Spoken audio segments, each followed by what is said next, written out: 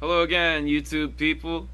So today I'm gonna do a little video on a misconception I had with subwoofers and subwoofer boxes, and it's a pretty big oops. It's a misconception I had, so I figure other people have this misconception, so I want to dispel it here. So if people search on the internet like I did, they can find a clear answer. So the misconception I had was that when you have a ported subwoofer box, that the volume of air inside the port counts towards the volume inside the box. So if you had a subwoofer that needed 2 cubic feet of airspace inside the box, I would have, and I did, make boxes that would have had 2 feet of airspace total, and that's not that's not good. I only noticed because I made this box a while ago. I put it on my channel too, so sorry to anybody that made that box. Um, and it wasn't working how I thought it would. You know, the other boxes I had made had like a smaller port that wasn't as long, so it didn't make as much of a difference. But this one I tried to make to about 2.25 cubic feet, and then the port took up like 3/4 of a cubic foot of, well, like 0.6 cubic feet of airspace. So it ended up being like a 1.5 or 1.6 cubic foot box, and tuned way higher than I thought it was.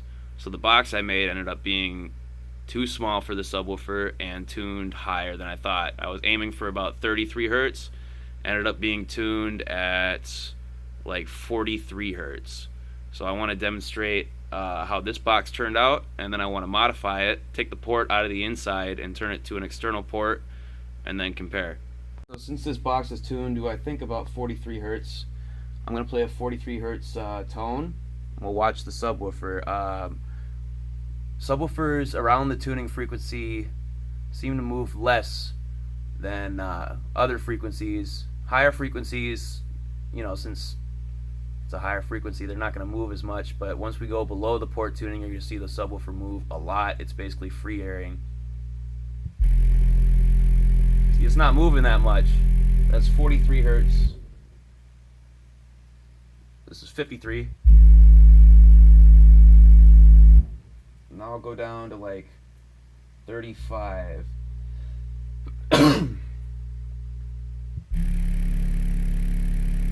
That's not moving so much. But I did stuff this with a bit of polyfill, so that might be why. But it's not that much. Well, that's 27 hertz.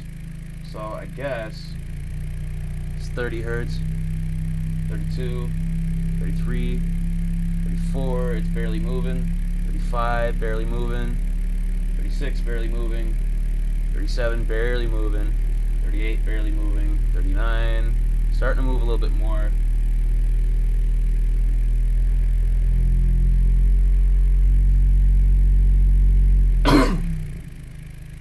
That's 26 hertz. You can see the woofer is moving a lot.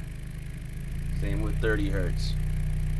So I think from that we could say that the tuning frequency of this box currently is like somewhere in the upper 30s, maybe lower 40s, because it's moving almost none at those frequencies. And now I'm going to take out the port, all the internal port, and turn it into an external port, and we'll see what it does, see if I can hit lower. So it should make the box volume a lot bigger, and it should move the tuning a lot lower. Okay, this is the inside of the box. And I did fill it with some polyfill here. That definitely moved the port tuning down. From straight up being a box, it should be in the 40s. It seems to be in very upper 30s. But you can see this port goes all the way down through here, all the way to here. So that's a long port.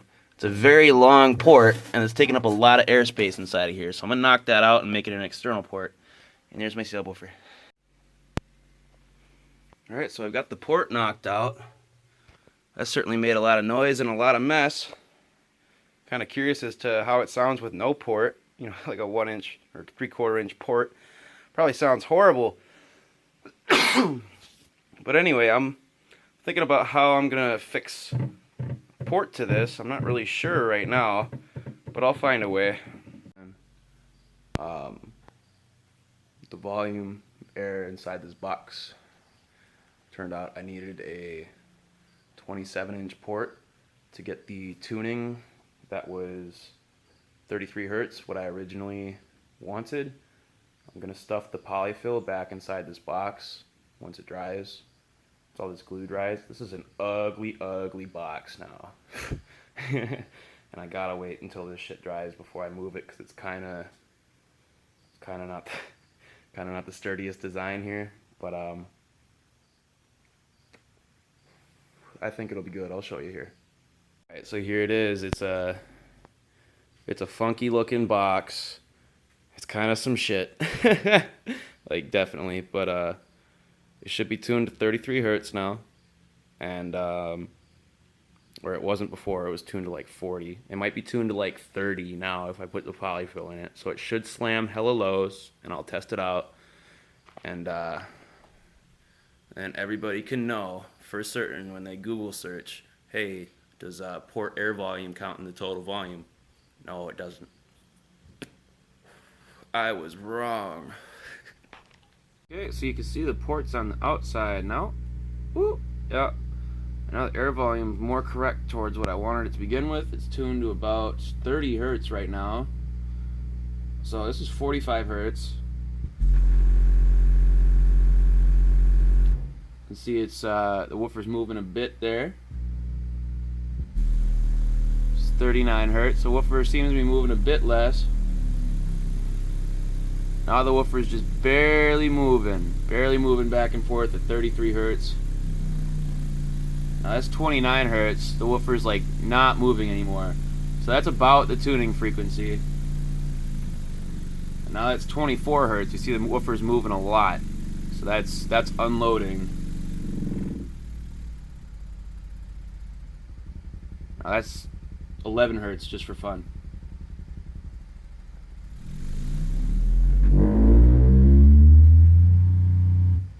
So that's just for anyone that was like me that had a misconception.